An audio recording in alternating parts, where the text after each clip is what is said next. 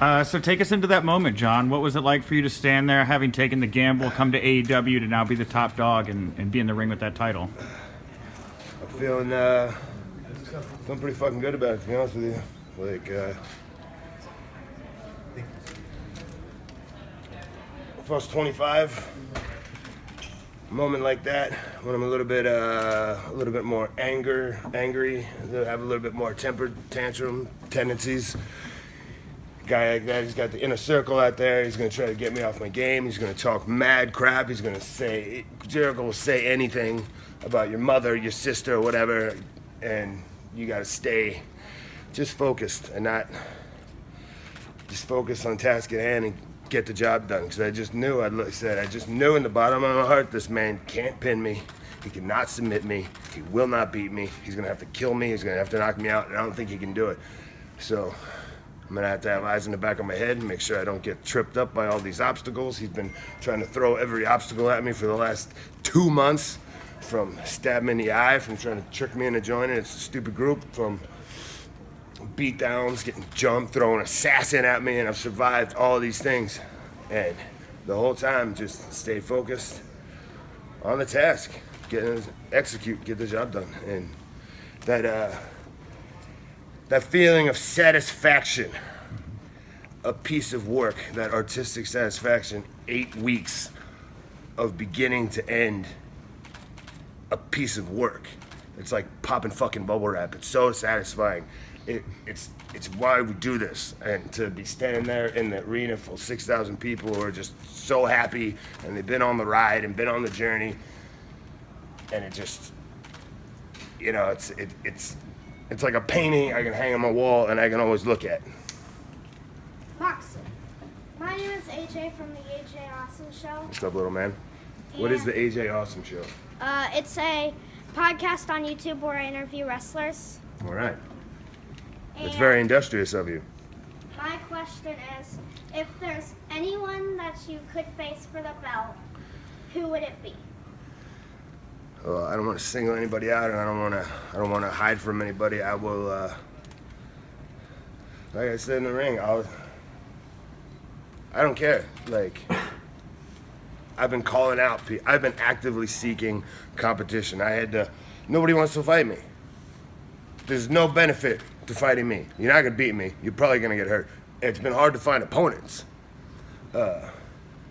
Only, dudes who are nuts like Joe Janela or Darby Allin even step up and, they get hurt. Or little lackey bitches or punk assassins like Jeff Cobb, Sammy Guevara.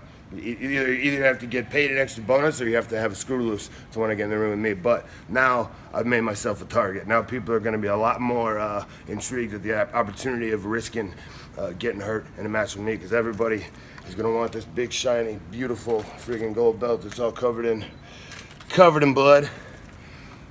I'll take on, I plan on taking on everybody, however long that takes. Do you envision Chris Jericho coming for a rematch at this time? I mean, what do you think? I think it's presumable that he will. I mean, he's probably in his locker room right now, on the phone with the athletic commission and the doctors and AEW and the Congress, just doing everything he can to try to get this decision overturned or screwed, whatever. Jericho's he's a thorn that does not go away. He's a guy who's been a thorn in my side in some form or another for years now. This isn't our first time crossing paths, so I assume we'll cross paths again, whether that's sooner, whether that's later. I will tell you, little man, though, he is my friend. He is a guy that, like I said, a year ago, we had a conversation on the phone, and we said, let's bring sorry, I apologize. You shouldn't. Let's bring pro wrestling back. Pro wrestling that you grew up on. Not crap, not sports entertainment, not scripted, canned horse crap. Pro wrestling. I'm telling you, it works. It's like mac and cheese. It always works. It's always good.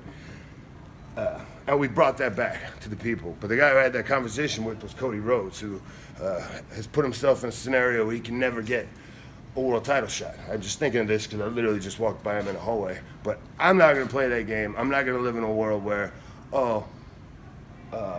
you beat everybody, but except for Cody, because he had that thing with MJF and all that, so he couldn't get to it. Well, if he feels like he can beat me, he better damn sure expect to get in the ring with me, and we're going to waive the little rule, because I'm not living in a world where he gets to, that's a cop-out. That's a way out. If he thinks he can beat me, I insist he give it a try, because if he can beat me, I don't think he can, but I want to know. I want to find out. I deal in honesty. Honesty and simplicity. I'm a simple man, simple rules, simple values, simple tastes. And I like the truth. So maybe we'll find that out. When Jericho won his title, he wasn't met with a warm reception backstage. What was it like when you walked back with that big belt on your shoulder? Kind of a very, very warm reception from, my new friends, really more like family now, co-workers and so forth, and that was an incredibly warm feeling. I'm not used to warm feelings like that, so it pretty good. I'm half concussed and I swallowed a lot of blood, so not feeling good in a lot of ways, but feeling pretty good in also a lot of ways, because there's no better feeling than being soaked in your own sweat, drained of all energy, blood, and that irony little taste that blood has in and then having a gold belt on your shoulder, man, it's no better feeling than that. That's why we do this. That's why I keep coming back. How would you compare working a main event of a pay-per-view here compared to some of the other places you have? This is the best place in the United States, 100% for sure. This is the major league of professional wrestling, in my opinion. This is where it's at. This is pro wrestling, and this is the championship in pro wrestling now. John, you've had a lot of criticism of creative control and things like that from your former place of employment. What does it mean to you that AEW put the faith in you to make you the new central person in the company? I walked right in, and on day one, and took the spot, man. And I've been on just a mission for the last however many months, more like a mission of, self-actualization, just being, I know what I am and I know what I'm capable of. And I'm not trying to, live within your limits. I'm trying to break beyond my own limits. I don't want to die without having reached the full actualized potential of what I can become. I don't know what that is or what that looks like, but I don't even think we are close yet. I feel like a totally different person than I did a year ago. I feel like I love wrestling more than I've ever loved it in my entire life. I've expanded. I've gone to Japan, learned new styles, learned new things, just looking at things different ways, opened my mind up in so many different ways. Whereas it had to be closed off for so long. It was wrestling is this, and this is how it is, and this is how we do it. And now I'm like, we can do it any way we want. We can do it 10 different ways. There's no right or wrong. There's a million different things. And it's like, I've been learning more and improving and getting better all the time. And now and it's like momentum builds. One match after another, and then it's just happening all the time, every single night. And that's how I feel, and I feel like an unstoppable freaking freight train. I'm an unstoppable killing machine. When I walk through that crowd and I feel that energy from that audience, the AEW fans are the best fans in the world. They come here to have a good time. They come here because they love wrestling. They respect wrestling. They respect the performers, and it's the synergy. And I get to have the closest seat of the house to that energy because the way I come through the crowd. So when I come through the crowd and I feel that energy, I'm an absolutely unstoppable machine of death and pain and destruction. John, speaking of that energy, over the years in Chicago, what does that feel like for you to be working in front of such a crowd like that? Well, Chicago's always been among the best crowds in the world. You always know you're going to get hot atmosphere, hot crowd, and you know it's going to be a very discerning crowd, and you know that you can't mail it in Chicago. You can't. Top to bottom, the whole show, you got to deliver a hell of a show. And looking at this card,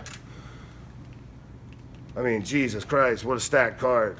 What a litany of great matches and performers. And to have to close the show on a night like tonight, I knew I had to get the job done and send everybody home on their feet with a new champion. So, Guys, last question, please. Last question. You're literally bleeding profusely right now in front of us. You've been in pain and you've put that towel to your head several times. When did that happen, and how did it affect you in the match, having to deal with that? he threw my head into the ring post on the floor and basically headbutted a steel post about as hard as it can be headbutted. Oh my God. And I was seeing triple for a minute out of my one eye, so I still feel a little woozy. So I was like, whoa, this isn't good. And then I felt that hot, feeling of, you instantly know, like, I'm severely lacerated. Last pay-per-view happened to me too, except it was on the back of my neck. And I was like, oh, put pressure on the wound. So that's what I did tonight, just put pressure on the wound. And, it looks good, right? I mean, I get a nice tight shot. Yeah, of it. looks good. Get in there. You Yeah, know? I mean, we're all getting I in love there. it. Yeah, I don't care. that's- I'm not squeamish. Yeah. I like it. Can I get a shot with you with your belt? Well, that's I've been standing here for 10 minutes. Turn around. What are you doing with your camera? All right, guys. Thanks, man. Thank you. Yeah, cool. Thank you guys.